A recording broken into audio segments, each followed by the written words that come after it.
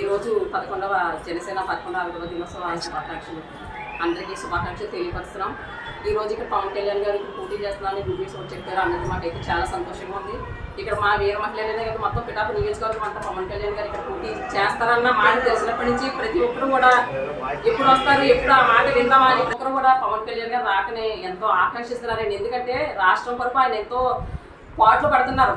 తన సొంత కష్టార్జితాన్ని వెచ్చించి రాష్ట్రం అభివృద్ధి చెందాలని రాష్ట్రం కొరకు అన్ని రకాలుగా తపన పడే ఆయన ఇప్పుడు పిఠాపు నియోజకవర్గం వస్తున్నారంటే చాలా సంతోషంగా ఉందండి. పిఠాపు నియోజకవర్గం అందరూ ఎంతో పుణ్యం చేసుకున్నారు. అందుకే పవన్ కళ్యాణ్ గారు ఇక్కడ పోటీ చేయడానికి సిద్ధపడ్డారు. ఆయనకి అఖండ మెజార్టీ ఇచ్చి ఆయన్ని గెలిపించుకుని ఆయనకి గెలుపు ఒక బంగారు పట్టులో పెట్టించి అటువంటిగా అలా మేమందరం కూడా పాటుపడతాం. వీర మహిళలు లేడీస్ అనే కాదు, మాకు అంత బలం శక్తి ఆయన ద్వారానే వచ్చింది. ఆయన స్ఫూర్తితోనే మేము విధంగా తిరగలుగుతున్నాం.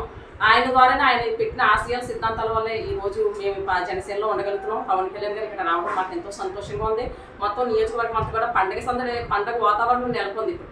ఈ పండుగ ఇంకా ముందు రానున్న రోజుల్లో ఈ నియోజకవర్గం ఎంతో అభివృద్ధిలోకి తీసుకొస్తారని మాకు ఎంతో నమ్మకంగా ఉంది.